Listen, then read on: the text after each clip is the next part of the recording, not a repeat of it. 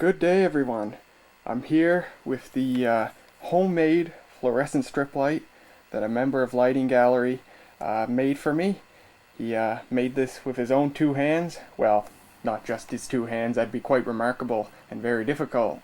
But with the help of machines, he made this. It's a fluorescent strip light that can be adjusted. This lamp holder can be adjusted to fit an 8, 6, or 4 watt T5 lamp. How interesting. And he even put a cord on it, this massive cord. How cool is that? With a translucent plug that looks like one of those that have little neon lamps inside them. And it's made of aluminum. And he's in Prince Edward Island, on Prince Edward Island I should say. So it didn't have to travel very far to get here, just a few hundred kilometers. So there's a reason he made this. You may remember, God, it's been a year and a half now, Christmas of 2013. I got a ballast. A brand new, never used, Advance, model LQ106FTP, magnetic rapid start ballast for a 4, 6, or 8 watt T5 lamp. This is a pretty darn cool ballast, coolest ballast I've ever seen. In my opinion, one of the coolest at least.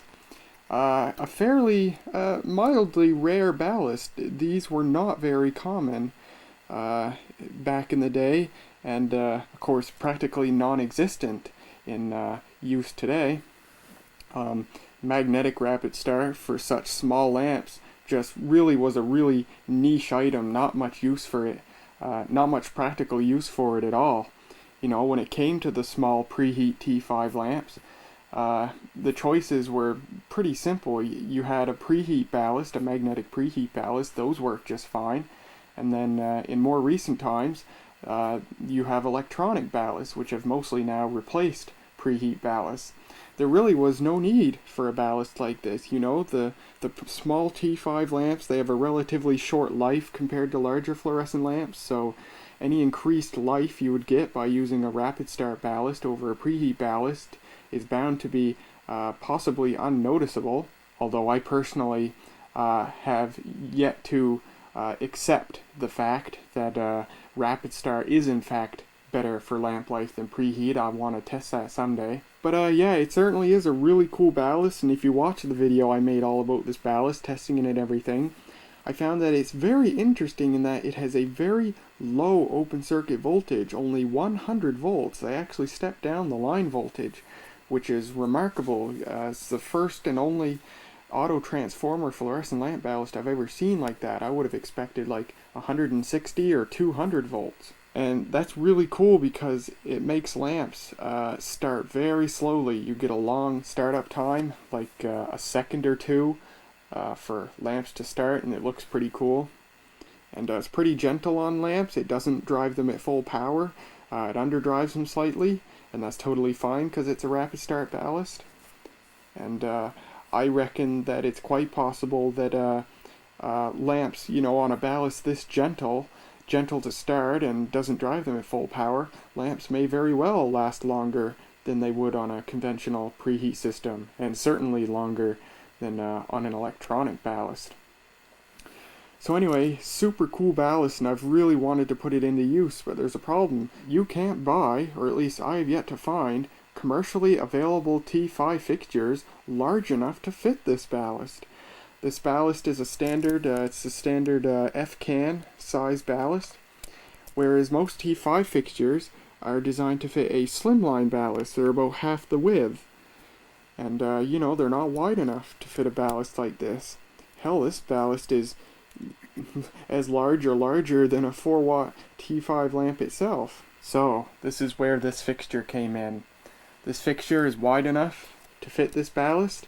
You know, ever since I got this ballast, I've been hoping I could either build or get someone to build me a fixture that could fit this ballast. And when I found Greg on Lighting Gallery, well, I remember when he joined the group, one of the first things he uploaded was a picture of a shop light that he built by himself that took two 6 watt T5 lamps.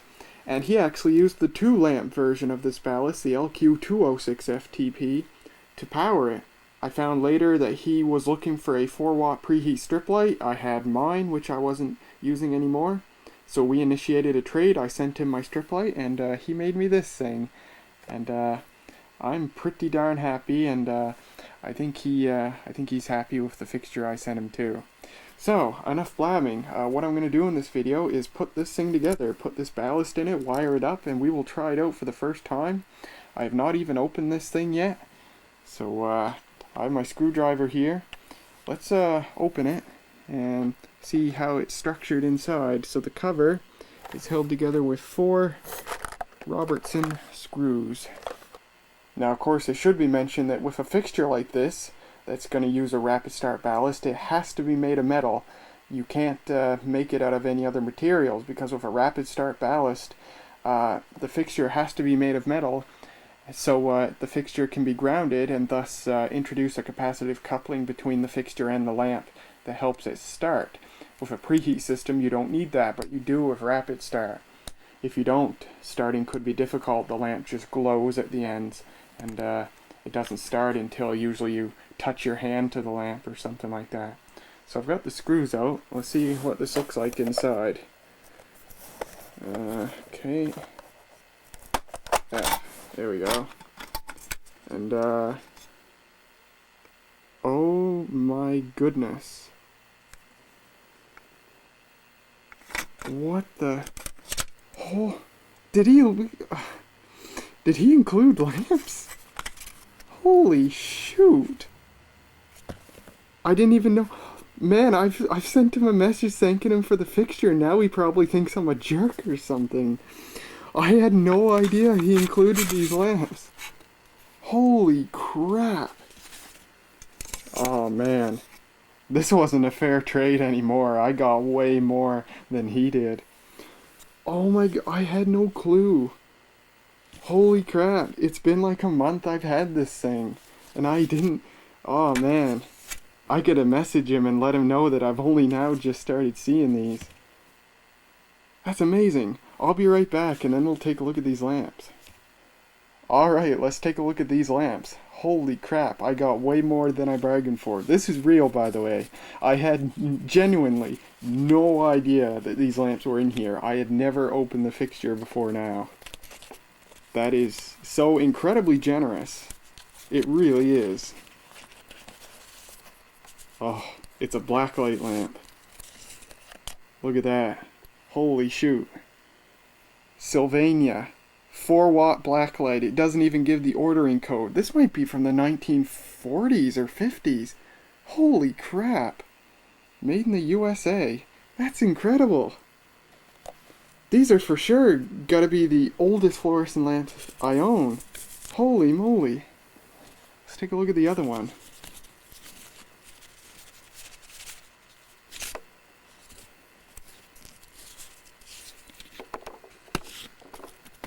Another Sylvania. Sylvania 6-watt daylight, also made in the USA. This must be probably from the 50s, maybe 60s. Holy crap. That's so cool. Thank you very much, Greg. Holy crap. That's a big surprise, that's for sure. Wow. Okay, I will put those aside for now. But when we get this thing assembled, these will be the very first lamps I test. That's for sure. That's awesome. Oh, he also included a bunch of wire nuts, and that's also really nice. He included some screws too. Oh, to mount the ballast, which goes right here. That is awesome. Ah yes, and the lamp holders, he made sure to use screws and stuff that weren't going to be too long that they interfere with the ballast. He designed this whole thing very carefully. And he's already grounded it. That's awesome. There it is, all screwed in. And now the fixture weighs about 20 times more than it did previously. So now I gotta wire it up. We got the power wires there. And these red wires, which go to this stationary lamp holder.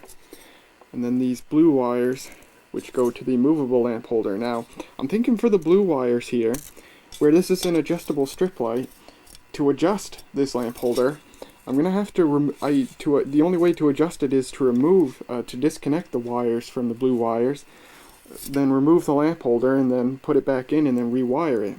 I bought some terminal connectors on eBay, and what you do is you stick they have a hole on either side of them, and you stick one wire in one side and screw it in, and then you stick the other wire on the other side and screw that in. I think for these blue wires I'll use those terminal strips, so that way it'll have less wear on the wires for when I'm, disconnecting and reconnecting them.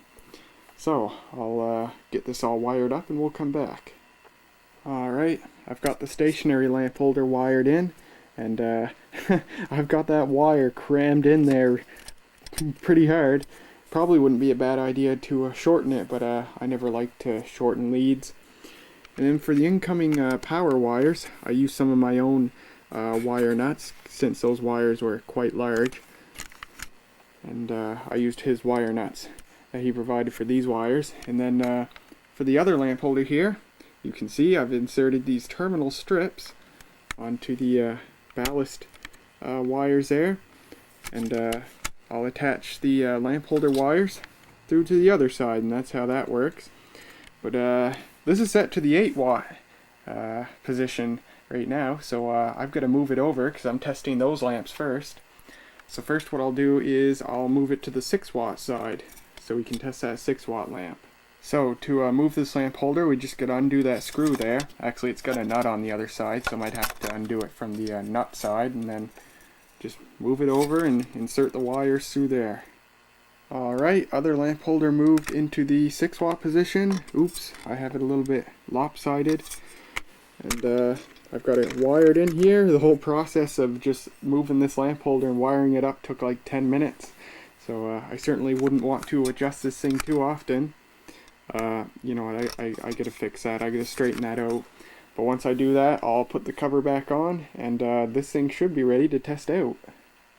Alright, this thing's all assembled, and boy, this thing feels like it's got a big brick of iron in it now. And that's because it does. So, let's take this Sylvania F6T5D lamp. So it goes in, just like that. And I've just noticed something which hopefully won't be a problem, and that's that the lamp actually sits quite a bit of ways away from the fixture itself. So the capacitive coupling will be weaker, but hopefully it won't hurt anything. If it does, I could probably modify it so the lamp holders sit closer to the fixture body. So we'll sit this right here. And the first test of the Maritime Man strip light. Wow, this thing has a long cord on it, which is cool. First test of the Maritime Man strip light. Hopefully it doesn't blow up. That would really suck on my bed. There, I'll sit you down just like that. And we'll plug this in. And, well, lamp's beautiful. That capacitive coupling problem surface though, the lamp, rather than gradually coming to life, it sat with the cathodes glowing for a moment and then came to life. Maybe that's just because this lamp hasn't been run in a long time though, I don't know. What a beautiful lamp. Very, very nice. And okay, I thought maybe that'd be wear on it, but it's just mercury. I don't know if you can see that, but I think if I turn the exposure down, yeah, right there, you can see it, the mercury burning off. This is probably a new old stock lamp. That's awesome. Let me turn it off and back on and see if it starts a bit better. What a beautiful lamp though. That's awesome.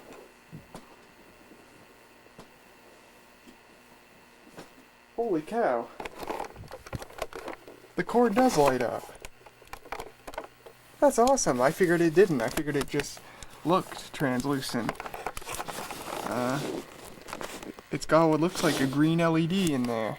That's super. This fixture just gets better and better. Alright, let's unplug it and see if it starts a bit better. It did some flickering that time. I think capacitive coupling may be a minor issue. I'm not sure.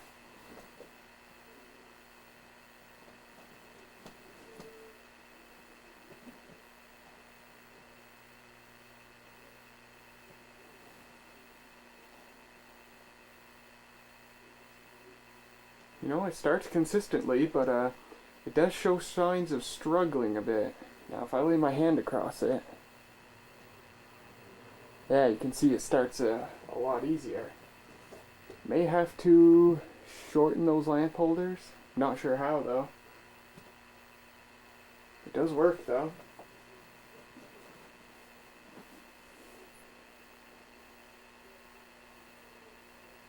Sure looks beautiful. Let's try some other 6-watt lamps I have. Here's a modern Sylvania.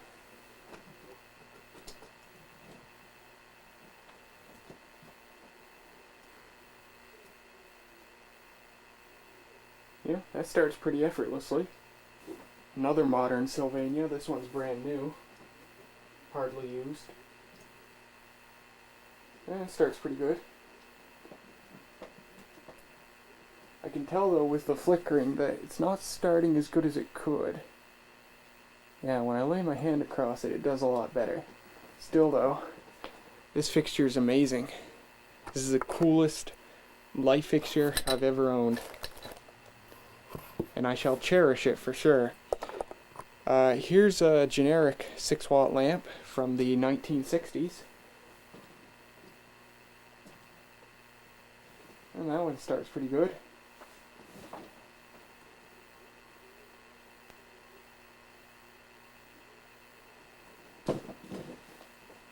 There certainly is some capacitive coupling. There's definitely more than none, or else they wouldn't be starting at all. Here's my General Electric from the 1970s.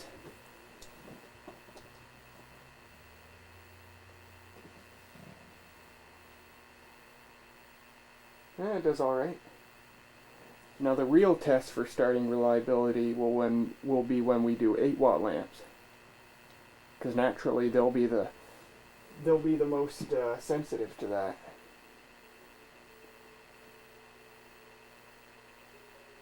Cool. Well, there it is. What a thing of beauty.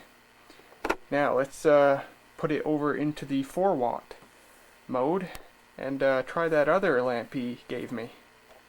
Alright, it's on the 4-watt position now with that vintage blacklight bulb he sent me in it.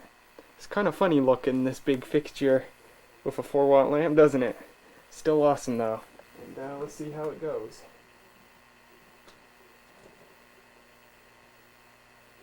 We're plugged in. Oh, yeah. See, I had to touch it to get it to start. So the capacitive coupling thing may indeed be an issue. I don't know. But it's working. So let me unplug it and try it again.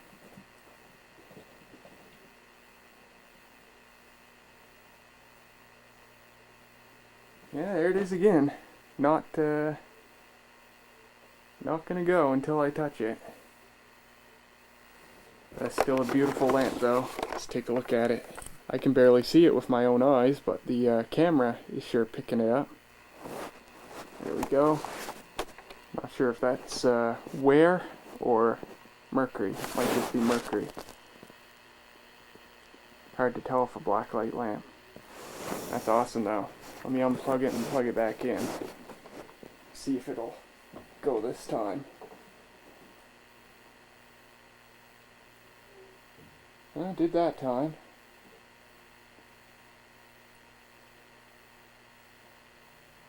Again, the lamp hasn't run in a long time, so maybe after it runs a bit, it'll be alright. Vintage fluorescent lamps often, you know, if they haven't run in years or decades, they can be a bit stubborn to start at first, but once they're going for the first time, they're fine thereafter. Yeah, it's doing a bit better now. So let's try some other 4-watt lamps. All I have besides this are cheesy Chinese ones, and I think 1 or 2 of them don't even have intact cathodes, so they won't start. Yeah, that one works. Started right up. That lamp hasn't run in months. Yeah, no problem. Sweet.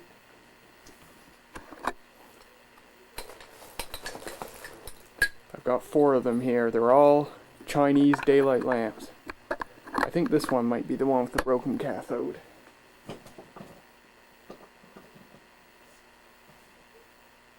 Yeah, it must be, because it ain't coming to life. No? Maybe this does have intact cathodes.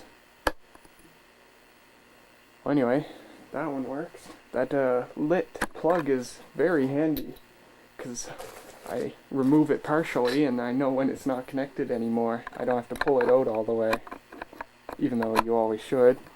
Here's a General Electric. Yeah, that works just fine. And I've got one more General Electric. Oh, that's in the Railvac Magnum. That one has the broken cathode. Yeah, this one is a bit aware. This one might not light up at all. Yep, that's what I thought. Yeah, this one's got at least one broken cathode. Oh, wow, it almost came. Oh, take a look at that. It's rectifying. So yeah, this definitely has a broken cathode. I think I gotta keep my hand on it. That's how sensitive this ballast is, because it's got such a low open circuit voltage. So yeah, that's rectifying. Ah, there, came out of rectification. Well, anyway, there's all the 4-watt lamps. Now what I'll do is put it on the 8-watt position, and we'll try 8-watt lamps. Alright, we're on the 8-watt position.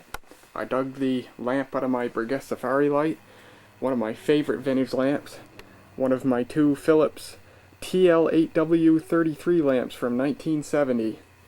Now, being an 8-watt lamp, and this lamp being old, and as you can see, quite worn out, if anything's gonna fail to start, it'll be this.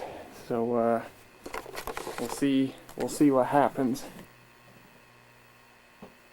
Oh, look at that. A little bit of flicker. But otherwise, it came right to life. That's sweet. That's awesome. Let's do that a couple more times.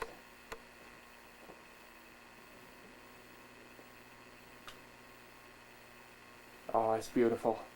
I love this ballast for how slowly it starts lamps. Let me fix my focus. It's just so graceful.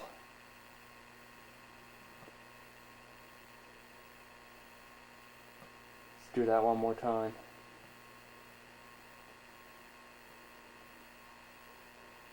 There you go. Now, my other 8-watt lamps are in the basement, and they're cold, so I'll dig them up, and we'll see how lamps that are only slightly above freezing, how they go. Alright, here's my other Philips TL8W from 1970, and that one's not going to go. There, let's try that again.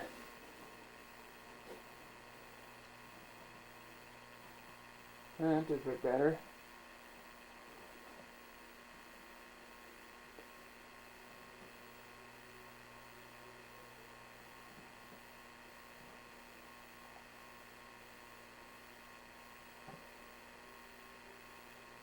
That's doing alright. It was in the basement, so it was cold, and it hadn't been run in almost a year, I think. Now let's try my Norelco F8T533 from 1973. This lamp has very little wear on it, but it's also cold, and it hasn't been run in a year or a year and a half. Oh, that one had no problem.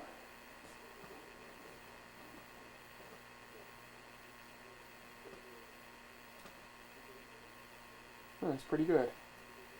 Do that one more time.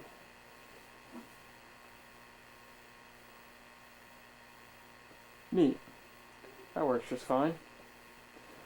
Now I'll try one more 8-watt lamp, and that's one of my brand new modern Hitachi lamps, F8T5CW. These are brand new lamps that were made just in the past 10 years or so. No problem. And I'll do that one more time.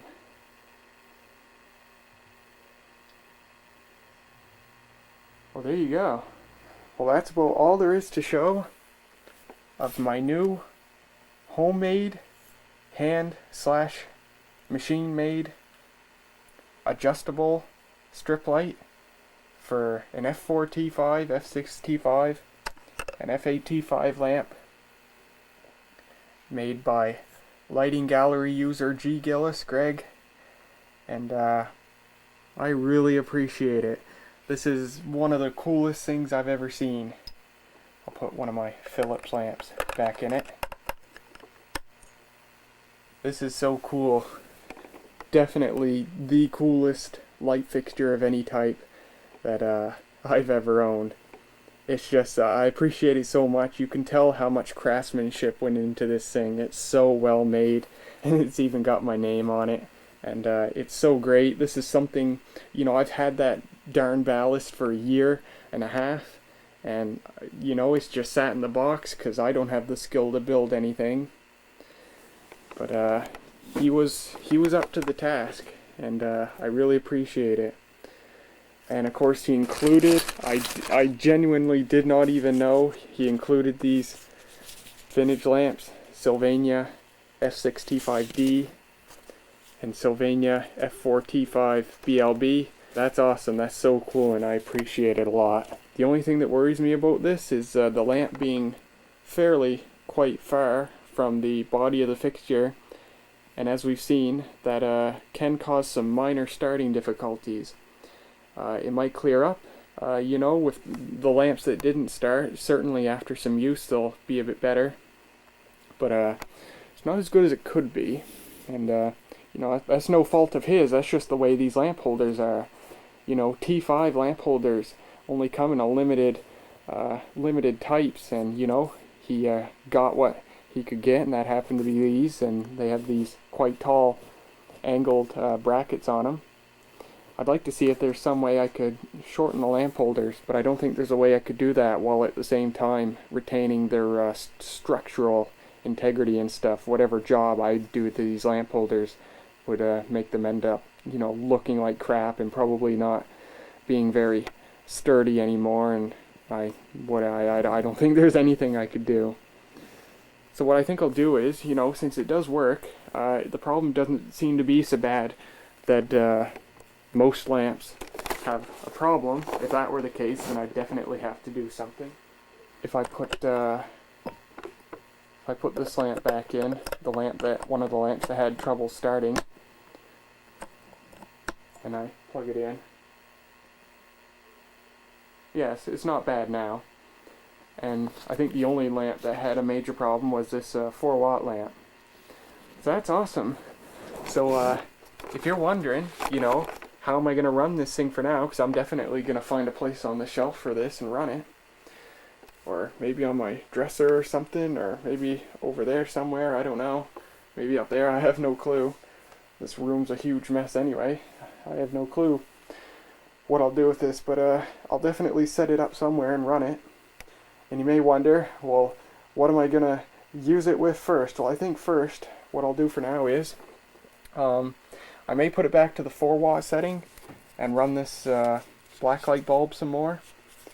But I think what I'll do permanently for the near future is I'll have it set to the 8-watt mode and run one of these Philips TL8W lamps, because these are some of my favorite fluorescent lamps. You know, the color 33, 4300 Kelvin, really beautiful color, and just looks really nice. And yeah, I'll give one of these lamps a run. So there you go.